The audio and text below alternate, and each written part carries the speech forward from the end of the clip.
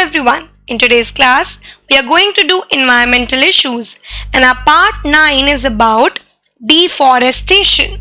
So as we have talked about in the previous part about the desertification,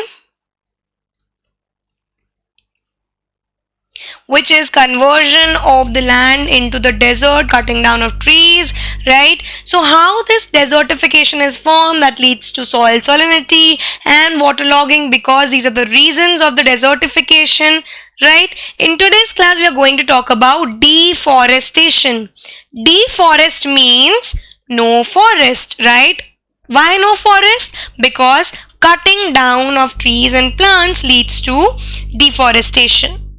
So deforestation refers to cutting down of forest. That means we are cutting all the forest, plants, trees there, and deforestation is estimated to have increased soil erosion. So as we have talked about that these places are difficult to exploit because the advent of the modern transportation and machines, right? So in the tropics, mountain region, they are not destroyed, but deforestation is done and it is causing a loss to the soil worldwide, right? And cutting forest in one country has effect on other country also. So it doesn't mean that if one country is cutting the forest, the other country won't have any effect of it, right? So it causes the loss of 562 million hectares of soil worldwide, and estimated annual loss, that means yearly, that causes 5 to 6 million hectare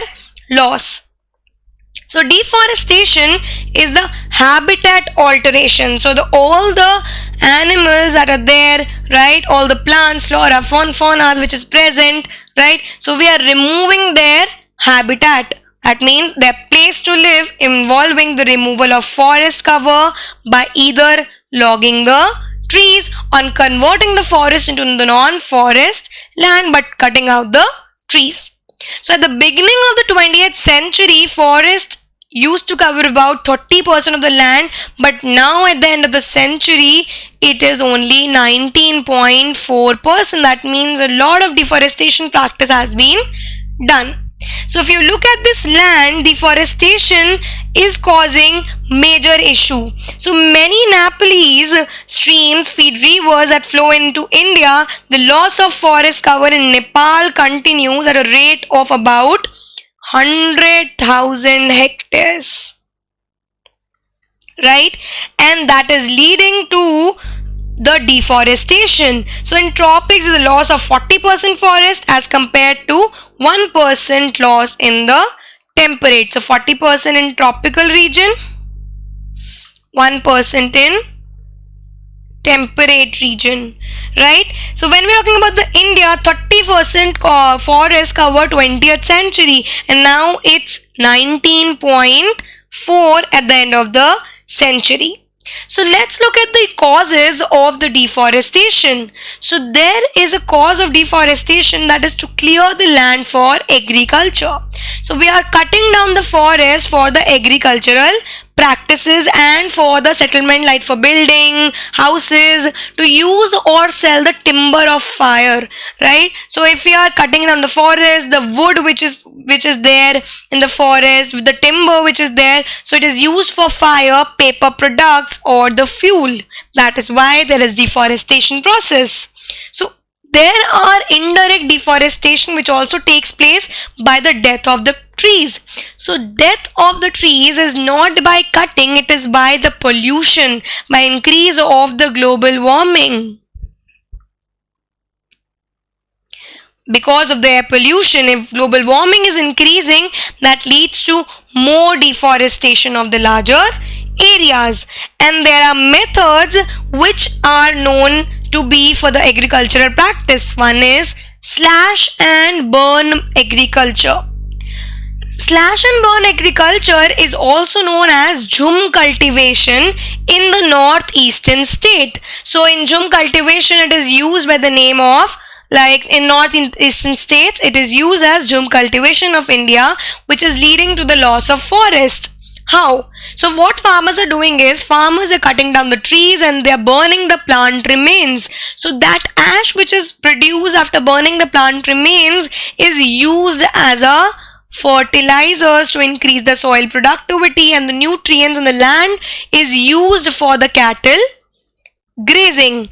But they're doing one part good and by destroying the other part, like they're removing the trees and forest, right? So they cut down the trees and burn the plant remains, and after using it for cultivation for a few years it is abandoned like that. So there's a time gap is provided to recover the land topography, and in the early practice of Jhum cultivation this time gap is not given, thus leads to deforestation.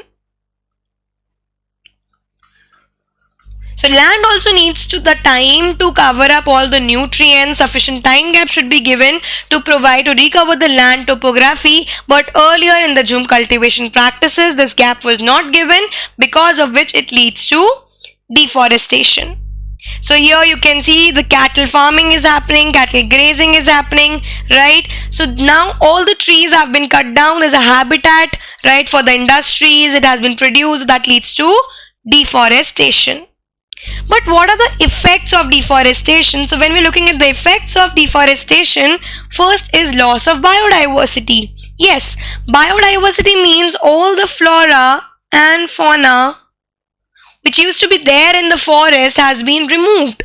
Because of the increase of the global warming, there's an increase in the carbon dioxide content, and which is because plants are dying.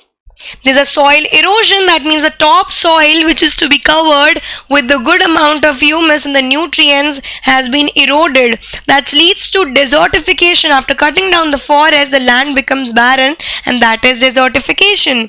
And at last is a disruption in the hydrologic cycles. What is hydrologic cycle? All the plant, animal, their cycle is disturbed because plants won't be synthesizing their food, then animals won't be getting the food. The whole cycle is getting disturbed because of the deforestation. So if there are causes, there are effects of it, there should be control measures also, right? So the control measures adopted to overcome the problem of deforestation, and the first is reforestation, which is opposite of deforestation. So deforestation means cutting down the trees. Opposite of cutting down trees is restoring the forest cover by growing more number of plants, which leads to formation of trees, and again whole reforestation is done. So process of developing the new forest, right? So when you are restoring the forest, that is reforestation, and when you are developing the new forest, that is known as afforestation. So afforestation is developing new forest areas, and social forestry is planting the saplings in backyards, right? So we know that at our home, right, there's a backyard, so we can plant the saplings in the backyard and the other vacant places, so that there is a process of formation of forest, plants, trees, and that leads to social forestry because we are doing, right? So these are the control measures which is to be taken, and because there were large number of trees which are being cut, there were many case studies which were there to stop the cutting of forest. So first, if we talk about the very famous, the government of India has taken the initiatives to take, like to encourage the concern of wildlife, right? So first is the Chipko movement. Chipko means hugging, right? So felling of trees, like all the trees were cutting down because of the major concern and protection of trees. There was a Chipko movement which started in Garhwal Himalayas in 1974, right? So word Chipko means to embrace, right? And in the movement, the villagers embraced the trees if anyone tried to cut them, right? So there was Sundar Lal Bahuguna, a Gandhian activist who was in the Chipko movement. So what he did was, the message of the Chipko movement was ecology is permanent economy, because if ecology is there, there will be permanent economical growth also. So, Joint Forest Management, JFM, Joint Forest Management was introduced by the Government of India in 1980 so that they can work with the local communities to protect the forest. Right? So the forests were protected and it has been observed in Himachal Pradesh, Karnataka, Rajasthan, Bihar, Vindhyas, all the parts of the India, and they stopped felling in the Western Ghats and Himalayas also. So the movement gained a nationwide importance and it spread across the whole of India. So this is how we can actually protect the forest. These are the methods, and there's a Forest Act also. So this is very important question. Forest Act was governed by the management of forests throughout the India in 1927, and the Wildlife Protection Act, because there are some species which are extinct, which has been extinct, and some are at the verge of extinction, so we have to protect the wildlife also. So Wildlife Protection Act is 1972. So these are the important questions that comes in the NEET exam. So Wildlife Protection Act 1972, Forest Act 1927. So this is about the deforestation, reforestation, afforestation. What are the causes of it? What are the effects of it? Slash and burn agriculture. How it is causing deforestation. I hope you understood. Thank you.